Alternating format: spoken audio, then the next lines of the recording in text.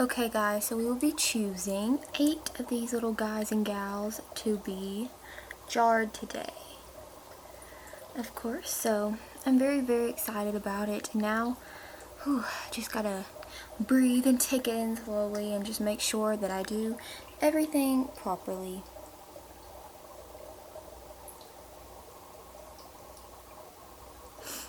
And it looks like most of these that are going to be jarred are the red ones. And here's the setup. So basically, I'm just going to explain this a little bit.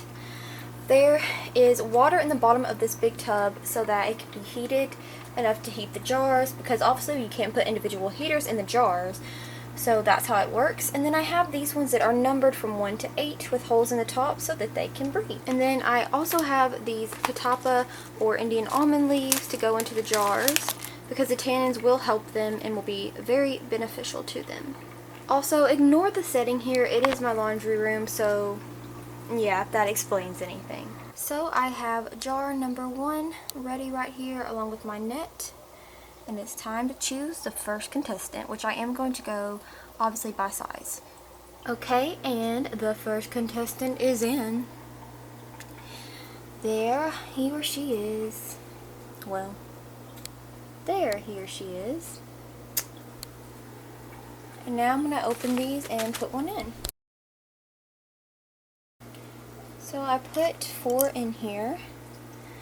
So hopefully the tannins will get in there for the baby. Now this is the second one, who also looks a lot like the other one.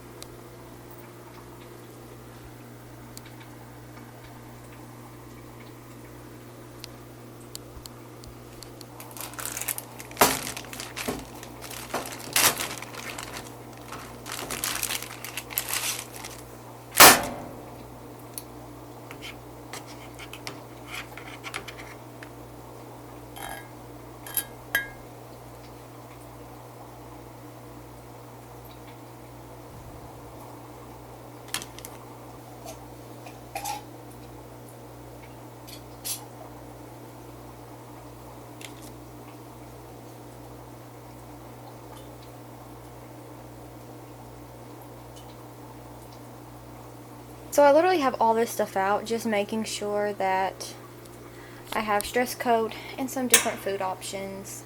And right here is contestant number 3, a very beautiful yellow spunky little lad or lass.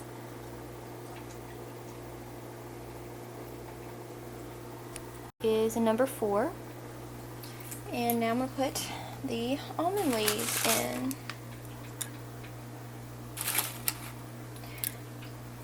I'm hoping this is enough to leave tannins. It's making me nervous because I've not used the tiny leaves before.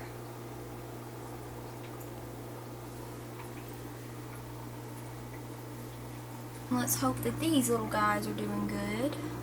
So I have the Rapashi gel food in there, as you can see there at the bottom, but I also have some baby brine shrimp in there for him to snack on, or her. And I don't know. Oh, here the little stinker is. Okay, so I'm being a proud mother here, of course, again, but I have 4 of these beauties jarred, and I was going to do 8, but I'm literally just so scared just because of how my first fry batch went. I don't want to come this far and then lose a whole bunch of them, and I don't want to lose any of them. But I'm really excited and happy to see how this goes. It was actually really so much fun jarring them. It just felt cool getting to pick, which ones we're going to go in the jar first, which are the bigger ones, and these do show aggression a lot of the time, so I just figured might as well be safe than sorry and jar them. So here are the first 4. This one's the only main yellow one with black lace trimming. These are more reds with blues, but their colors will change a lot. But I'm still such a proud mom. Such a proud mom. So it's pretty late at night and I'm sitting here looking like some kind of phantom ogre going on right here with a face mask, but I am doing my nightly routine with my Betta fry. So these are the ones that I have jarred. I only jarred 4, like I said, just because for some reason I'm just so nervous. Like, I just don't want to do anything that I feel like will be wrong for them. I'm about to do a water change on these jars because this water gets changed every single day. Whereas to the grow out tank, I can go every other day sometimes, but these get it every day. And then I'm going to feed them. So here is just a little bit of an insight on how I do my water change. I just take the turkey baster, get the water up, like soak up all of the leftover foods, poop, whatever. And I do full water changes, so I get them down right to the brim. Then I fill it up with some clean water and then take the remaining of the old out. So that's what I do. So I just take my turkey baster. It doesn't take too long, but I feel like this is a really good way to do it because they don't get hurt this way. And any kind of jarring around that they experience during this will honestly only just make them tougher. And yeah, so this is how I do it. I'm on number 3 right now. And then for how I fill them back up, I will show you guys. Well, this is the bucket that I put the dirty in. This is the clean. And here's the measuring cup, and I just pour the clean water straight back into the mason jars.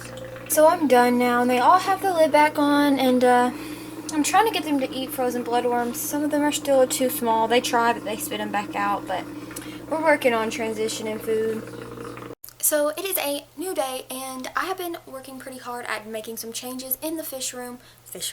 Well, it's my bedroom, but the fish have kind of inhabited it. And my kitchen. I've done quite a lot of rearranging, and I'm very happy with it. So let me just show you one big difference. So this used to be, as you know, covered in quarantine bowls, my dresser, and now it is not. So that means the fishies have gotten back in new tanks. So I had Da Vinci, my very first rescue fish ever, that like completely got me started with this. I just had a bond with him, like a big bond, so I decided to keep him. And even though his fins are not completely grown back, just something sparked in me to want to get him out of the little quarantine container and then put him alone for a while, just because he'd been in there for so long, even though it was quarantine. So I've moved him in this 5-gallon that I've been letting sit for quite a long time after Dart passed away. So he's in here. He doesn't really know what to think about it. He just kind of hovers around. He's been hovering around over here and over here in this corner. But at least he's in here. And if you hear noise, that is my ratties drinking their water. But yeah, Da Vinci's over here. So I'm glad to have him in this 5-gallon. This is not his permanent home, but it is for a while. It will be for a little bit. I don't know if he knows exactly what to think about it. And then for my 10-gallon, when I had all those issues with my bettas biting their tail because of the background, I have finally put Clifford and Rupert back in their home. So I'm going to show you them. Clifford is so happy. Like, he's literally strutting his stuff. He's probably hot. Yep, see, look at him. And he's not flaring either. Like, that's just him with his fins all out because from like where they've grown back. I know it's kind of dark in the back, but he's not even flaring. That's just how luscious his fins have gotten. And then Rupert is back here. His tail hasn't fully grown back out yet, but I thought it had been long enough, and I just really wanted to get him out of that quarantine bowl as well. So he is back in here. But he has made a lot of progress. A lot of progress in quarantine. So he's back, and then here's Clifford, who has made, like, literally from when he first got in the quarantine tank with barely any fins, back to now, it's a crazy difference.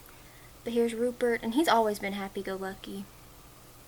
But I just think they look really good, and I'm so glad they're back. And I was able to clear this off. So everything looks so nice and pretty again, and I'm glad to have Da Vinci over here in Dart's tank. Like I said, he will be moving in my den, but he is going to be in here just for a while.